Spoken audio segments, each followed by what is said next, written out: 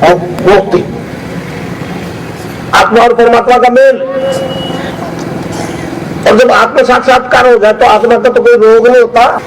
वो जोधपुर के हमारे अस्पताल में मथुरादास माथुर हॉस्पिटल में भर्ती था। उसने कहा कि बीमारी तो मेरी कुकर्मों से लगी, साफ स्वीकार किया मुझे। लेकिन वो मेरे पास आया था मिलने, मेरे पास बात सही से बता क्या हुआ। तो उसने कहा जी ये बात है, बीमारी तो मैंने खरीदी थी। और लोगों ने मुझे कहा कि गुरुजी के पास चलो, तो हमने कहा गुरुजी के पास क्या होगा। तो उसके छोटे भाई ने कहा कि यहाँ एक गुरुजी बैठते हैं, वो करो। उसने कहा डॉक्टर कि डॉक्टर साहब आपका ये HIV पॉजिटिव अगर मेरे जीवन भर रहे तो मुझे कोई परेशानी नहीं है, कोई काम ऐसा नहीं जो नहीं कर सकता। और कुश्ती लड़ा तो किसी पहलवान से मेरे को, तो मैं तो एड्स रोगी हूं ना। तो मेडिकल साइंस भी सारी परेशान है। अच्छा, दूसरा केस जो ठीक हुआ, एक बद्रीनारायण, वो भी उसी अस्पताल में भर्ती, वही अरविंद माथुर ट्रीटमेंट कर रहा, मेरा चला है वो। अलग वो बेचारा दब रहा है कि वेस्ट वाले मेरे को गुरुजी ऑर्थोडॉक्स कह देंगे, आप उनको मनवा लो। मैं ठीक। अब वो बद्री भर्ती हो गया, ड्रिप चल रहा है, गांठें हो गई शरीर में, और पस फॉर्म हो गया उसमें। अब पस फॉर्म हो गया तो बदबू आने लगी, तो डॉक्टर ने कहा ये तो सारा वार्ड खाली हो जाएगा, तो बदबू आने लगी शरीर में इसके। किसी तरह छुट्टी दे दी, मगर छुट्टी देने से पहले एक मेरा शिष्य गया जोधपुर का, गंगाराम नाम का एक है, वो इसमें बेचारा भगता ही रहता है। तो बद्री को जानता था, मित्रता थी, कहने लगे बद्री ये तो गड़बड़ होगी। उसने कहा गंगाराम जी डॉक्टर कहते हैं 10-15 दिन की बात है, गड़बड़ यही है। उसने कहा पता बद्री तू ठीक हो जाए, हमारे गुरुजी तस्वीर दूं तेरे को, तू ध्यान तो कर देख। कोई मतलब ये नहीं कि ठीक हो जाएगा, क्या पता। मैं उस वक्त बॉम्बे था, 2003 की बात है। मैं आया बॉम्बे से कोटा, तो कोटा आके उसने दीक्षा ली, मगर हॉस्पिटल में वो तस्वीर बेड पे टांग दी, और सोते सोते यहाँ ध्यान करने लग गया मेरा, उसको योग शुरू हो गया। तस्वीर ने योग कैसे शुरू करा दिया, साइंस जवाब क्यों नहीं देती है। अब उससे वो उसका वेट बढ़ गया। 22 मई 2003 को वो आया मेरे पास कोटा में दीक्षा लेने के लिए। तब तक तो 5 kg वजन बढ़ गया था, और आज तो पता नहीं उसमें कितना भी तो मिला नहीं होगा, 60-65 से तो ऊपर निकल गया था पहले। आया होगा शायद, वो कहा तो रहा था, कहा था कई लोगों ने कहा आएगा बदल जाएगा, पता नहीं आया क्या। अब वो खड़ा एड्स रोगी लगता क्या, ऐसे हजारों हैं। बैठ बेटा। अब सवाल ये पैदा होता है कि तस्वीर से ही क्या हो गया। हमको ऑर्थोडॉक्स कहकर तस्वीर मूर्ति पूजा कह करके जो खिल्लियां उड़ाते थे, अब वो जवाब दे इसका, ये मेरी तस्वीर ने इसका क्या कर दिया। इसकी तरह आ जाओ, तुम्हारा भी ठीक हो जाएगा एड्स, तो नहीं होगा।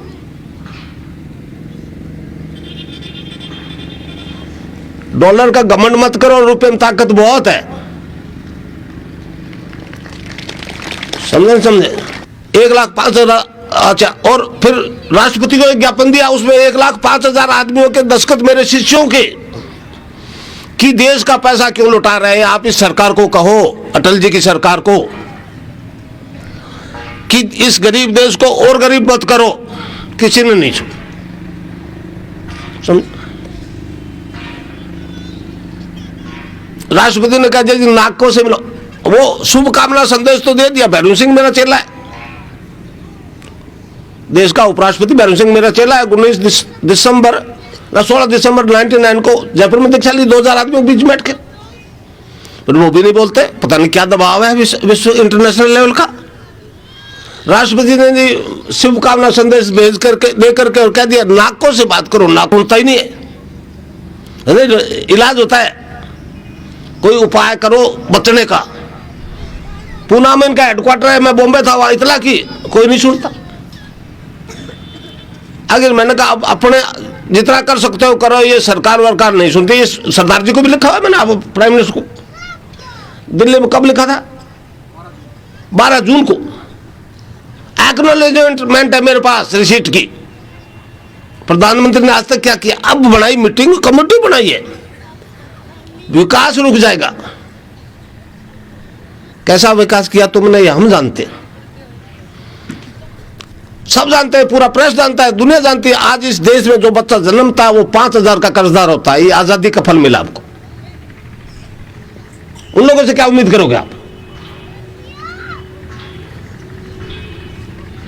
वो काले अंग्रेज गोरे अंग्रेजों के आदेश से चल रहा है इस देश में। धर्म और संस्कृति का बेड़ा गर्क कर दिया इन लोगों ने। तो मुझे तो इस सरकार से भी कोई उम्मीद नहीं है। मैं तो मेरा काम कर रहा हूं और मेरे शिष्यों को मैंने आदेश दे दिया कि सिद्ध योग क्या है इसकी जानकारी कम से कम इस योग के इस धर्म में पैदा हुए आदमियों को पहुंचा दो। और सक्रिय हो गए 24 नवंबर 2004 से, उसका ये फल है। 100 महीने की ये पब्लिसिटी है। और मैंने ये भी कहा कि एक बदरी ठीक हो सकता है फोटो से। सवाल तो वे ऑफ अप्रोच का है ना। वो मंत्र क्या है मैं आपको बता दूं। महर्षि अरविंद का नाम आपने सुना है। उनकी भविष्यवाणी है कि इस देश का उद्धार 2 मंत्र करेंगे। पहला तो 1906 में पब्लिक में आ गया, देश को चेतन कर दिया, वंदे मातरम। वंदे मातरम ने देश में तहलका मचा दिया था। अंग्रेजों ने बड़ी मुश्किल से दबाया उसको। और दूसरे के बारे में अरविंद ने कहा है yet to reveal, yet to reveal. वो उसको कहा है संजीवनी मंत्र। मैं आपको जो दे रहा हूं ये संजीवनी मंत्र है अरविंद की भाषा में। तो संजीवनी मंत्र है तो फिर ये प्राण अगर है शरीर में तो निकलने नहीं देगा। इस क्षेत्र में पड़े हुए आदमी आए, किनारे पे पहुंचे हुए 2, अब बद्री और भंवर 2 ही ठीक हो गए, वही काफी है। उसका ही फैसला कर दे कि या तो कहते एड्स नहीं था तो ठीक क्यों हो गया, या कहते तो अभी नहीं ठीक हुआ है। अटक गई है गले में ये बात।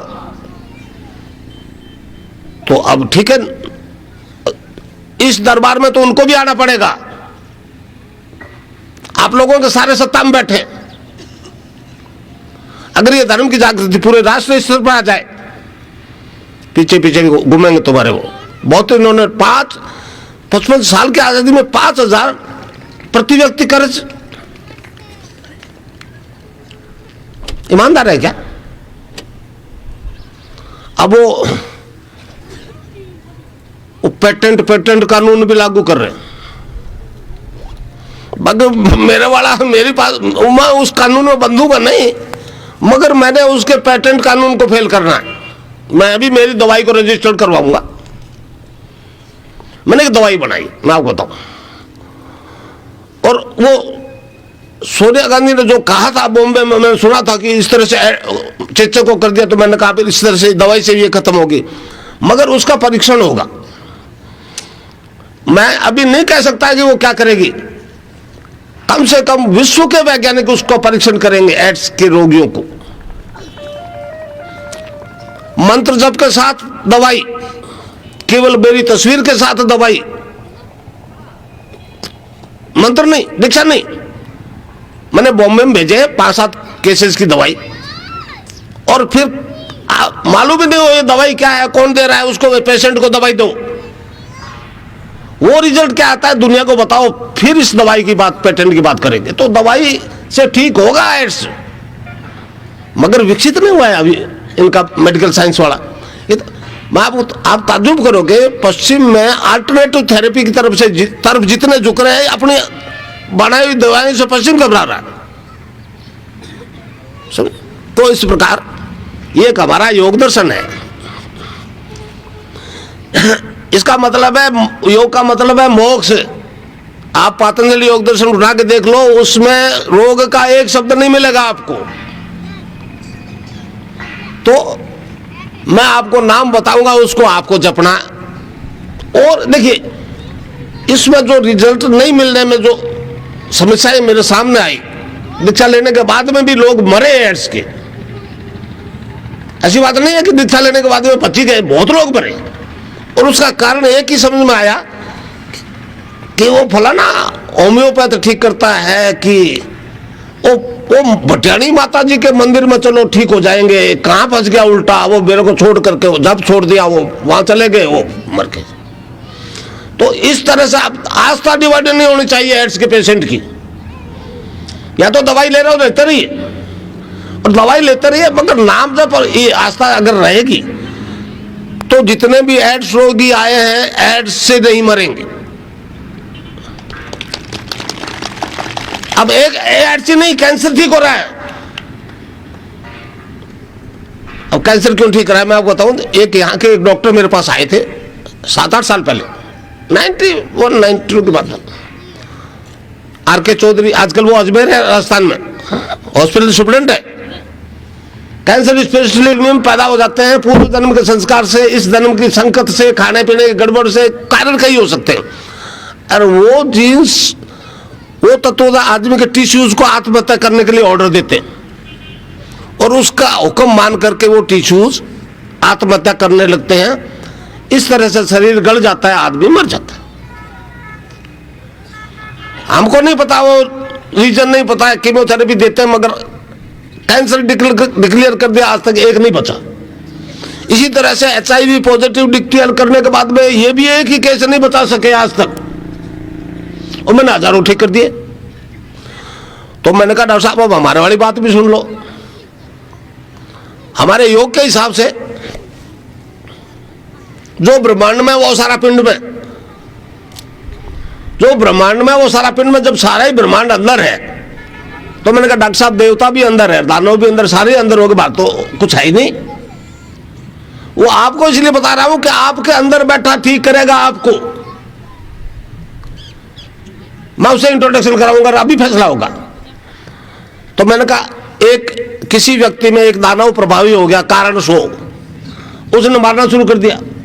आप उसको हेपेटाइटिस बी कह दो, कैंसर कह दो, ब्लड कैंसर कह दो, एड्स कह दो, कुछ कह दो, मगर उस जिसमें वो एड्स हुआ है उस आदि के अंदर देवता भी तो अंदर ही है।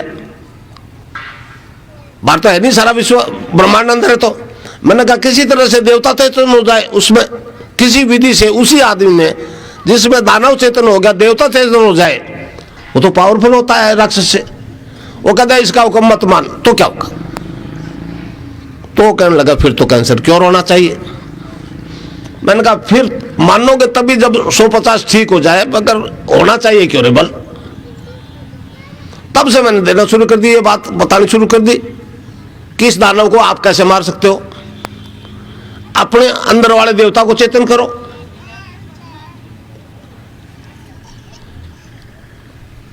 अब पहले पहले आया एक बॉम्बे से, महाराष्ट्र से, शेयर मार्केट का एक फड़ोदी का पुश करना, उसको हेपेटाइटिस बी और ब्लड कैंसर दोनों। वो गांधी मैदान जोधपुर में दीक्षा में आया, दोनों बीमारियां 20-25 दिन में ठीक हो गई।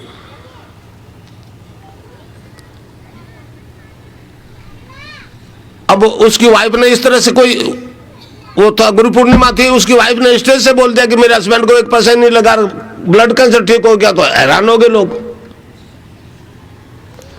उसके पास गए, फिर डॉक्टर से ने कहा ये क्या हो गया, तो वो पॉजिटिव तो थी मेरे पास रिपोर्ट, बोहरा है, बोहरा कोई पुष्कर ब्राह्मण है, फड़ोदी, अभी भी है, जोधपुर में रह रहे। वो चले गए बॉम्बे वापस अपना काम करने के लिए। डॉक्टर्स ने कहा जी नेगेटिव दिखाओ ला करके, नहीं तो नहीं मानेंगे। अब वो वहां फोन किया तो कहने को जी आप तो जानते हो मेरे तो सारा बीमारी में तबाह हो गया, फ्लैट बिक गया, सारा धन खत्म हो गया, और इस टेस्ट के लिए 5000 लगेंगे, मेरे पास तो नहीं, आप दे दो मैं टेस्ट भेज दूंगा। मैंने कहा आप हम दोनों एक जैसे पैसे के हिसाब से भाई रहने थे, हैं? जैसा तो है वैसे ही मैं हूं, ये रियलिटी है। वो बोरा आज भी बैठ रहा है। और यहाँ ये रहा इंजीनियरिंग कॉलेज, सेकेंड ईयर में एक लड़का हेपेटाइटिस बी होगा, ऑल इंडिया मेडिकल इंस्टीट्यूट ने कह दिया, पहले बिठते ही ले गए उसके पेरेंट्स वगैरह, तो कहने लगे देखो बात साफ है कि ज्यादा जिएगा तो साल भर, नहीं तो 6 महीने में खत्म हो जाएगा। उस लड़के ने मुझे कहा, अब भी कहा थोड़े दिन पहले, यही है अभी सर्विस भी लग गई इंजीनियरिंग कॉलेज बीकानेर में उसकी। 5 साल 4 साल हो गया, अब भरा क्यों नहीं? हेपेटाइटिस बी का तो इलाज नहीं, यही बेटा मैं प्रेस के सामने भी उसको हाजिर कर सकता हूँ, इंटरव्यू ले लो, उसका फोटो ले लो, उससे बात कर लो, सर्विस रिकॉर्ड देख लो उसका। तो सभी बीमारियां ठीक हो रही है। हमारे योग में कोई रोग असाध्य नहीं है।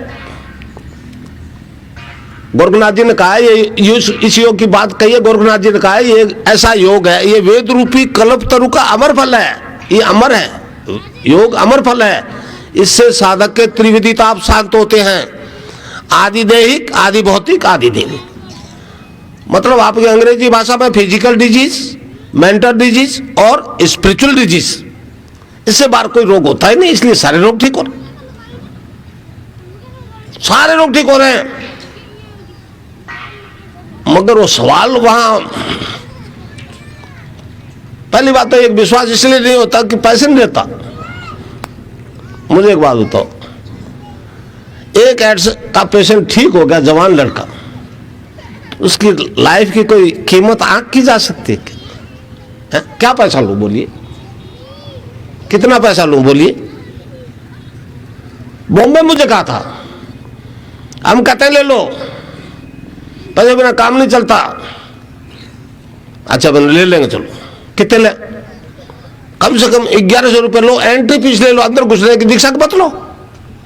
मैंने कहा अगले प्रोग्राम से, मरीन ड्राइव में भारतीय विद्या भवन में मेरा प्रोग्राम था, मैंने कहा उससे ले लेंगे। एक बात का और जवाब दे दो, कितना धन आ जाएगा कि मैं संतुष्ट हो जाऊंगा? अब वहां फंस गए, धन से कोई संतुष्ट हुआ है? कहने कुछ संतुष्ट तो नहीं हो गए। तो मैंने कहा सुन लो बात,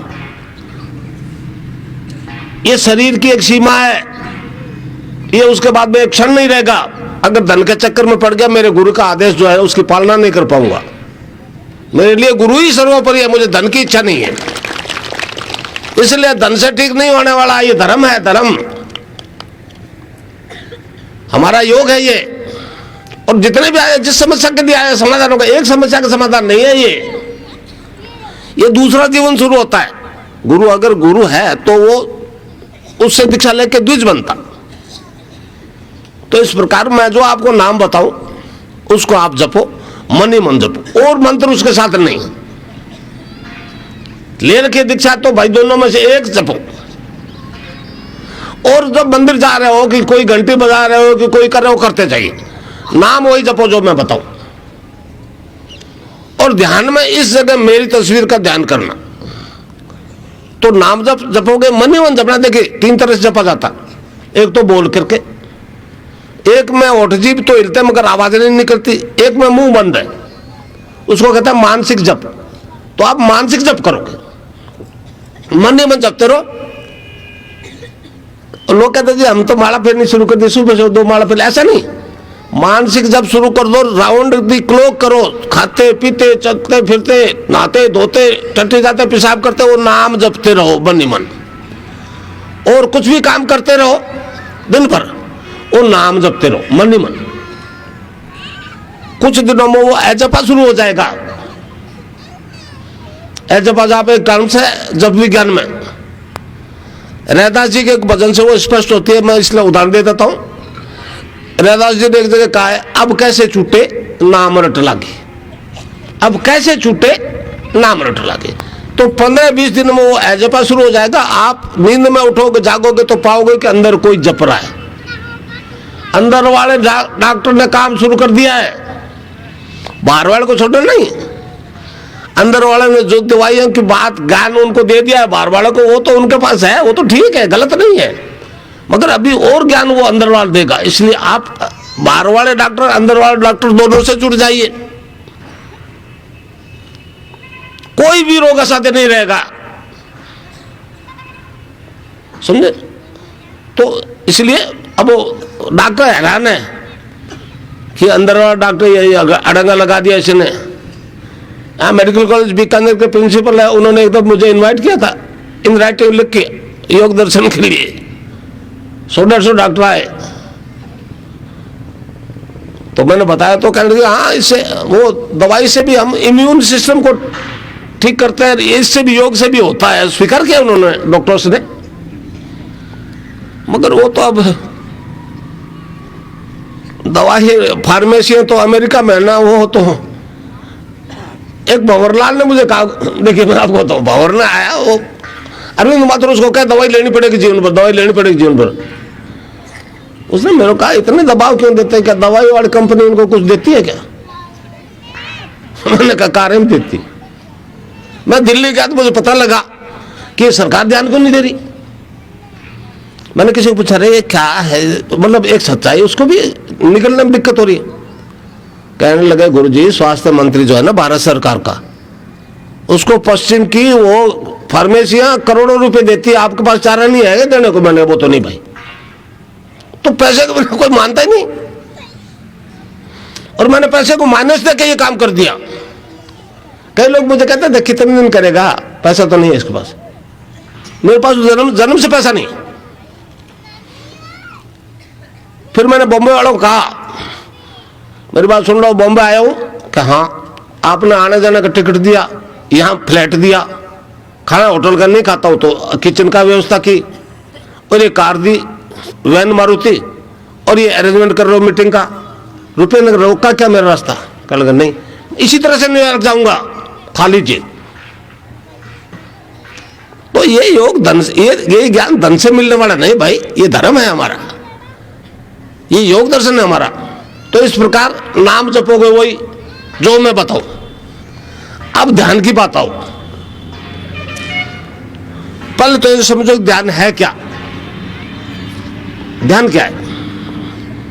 बौद्ध और जैन दर्शन दोनों ध्यान पे बहुत जोर दे रहे, मगर ध्यान क्या है उससे आगे नहीं बोलते। हमारा पातंजलि योग दर्शन स्पष्ट बोलता है इस बारे में। योग के 8 अंगों का अनुष्ठान बताया है, यम, नियम, आसन, प्राणायाम, प्रत्याहार, धारणा, ध्यान, समाधि। तो ये जो है, इस नाम जप से, क्योंकि चेतन नारायण गुरु का आदेश है, आपकी कुंडलिनी जाग जाएगी। आप देवी पूछते, देवी को पूछते हो ना सभी लोग, कोई दुर्गा को, कोई अंबा को, कोई राधा को, कोई सीता को, है? योग ने उसका नाम रख दिया कुंडलिनी। वो रीढ़ की आखिरी हिस्से में रहती है, सुषुप्ति में। वो जागृत होती है समर्थ गुरु के आशीर्वाद से। तो जो नाम दूंगा, जो मंत्र दूंगा, उससे वो कुंडलिनी जाग जाएगी और सीधी खड़ी हो जाएगी ऊपर मुंह करके सुषुम्ना के अंदर। अब वो यहां पहुंचना जाएगी सहस्त्रार में। अब वो ऊपर उठने की कोशिश करेगी, ऊपर कैसे उठे? जैसे आप देखते हो रॉकेट ऊपर जाते, नीचे स्पार्क होता है तो झटका लगता ना, इसी तरह की कोई विधि जब तक पुश नहीं करेगी नीचे से तो कुंडली ऊपर नहीं खिसकेगी। तो योग में मोटे तौर से 5 वायु कराते हैं। योग में प्राण, अपान, समान, उदान और व्यान। प्राणवायु जैसे हम सांस लेते हैं इसको प्राणवायु कहते हैं। अपान वायु नाभि से नीचे के डिस्चार्ज उसको फेंकता है बाहर। अलग अलग वायुओं का शरीर में अलग अलग काम है। अब कुंडलिनी रहेगी रीढ़ हड्डी के आखिरी हिस्से में, और अपान वायु नीचे फेंकता है गंदगी को। बस डिलीवरी हुई, टट्टी, पेशाब सब वो अपान वायु नीचे फेंकता है। अब वो ऊपर उठे तो कुंडलिनी को धक्का लगे तो ऊपर आवे, क्योंकि रीढ़ की हड्डी के आखिरी हिस्से में चक्रम पे वो 3.5 आंटे लगा के सोई हुई है। वो जब खड़ी हो जाएगी तब फिर आपको बंद लगना शुरू हो जाएगा। आप आराम से बैठ जाइए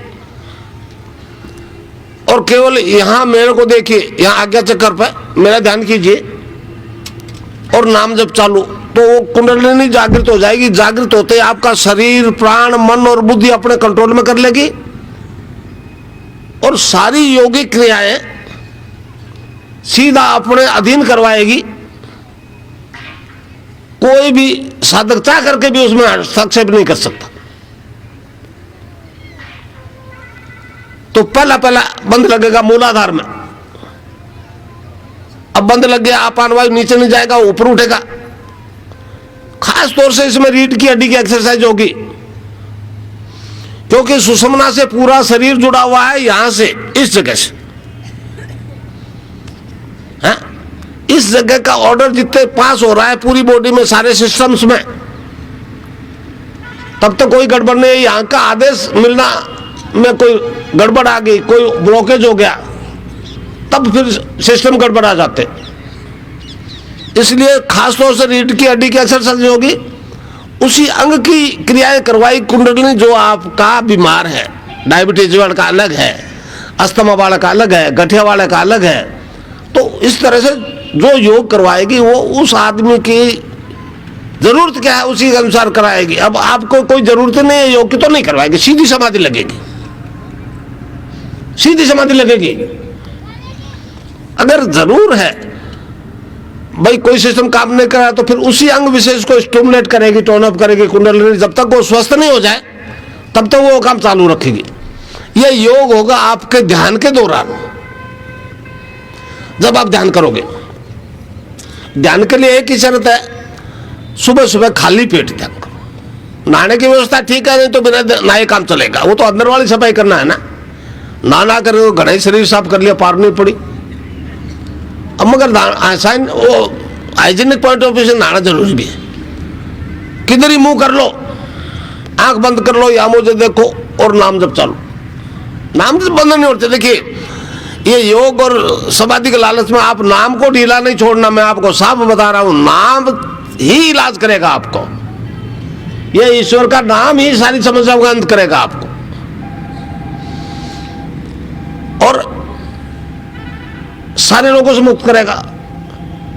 छोटी छोटी बीमारी, थायराइड, छोटी सी थायराइड, जीवन पर दवाई दो, यहां तो 7-8 दिन में क्योर हो रही है, एक नहीं हजारों की होगी।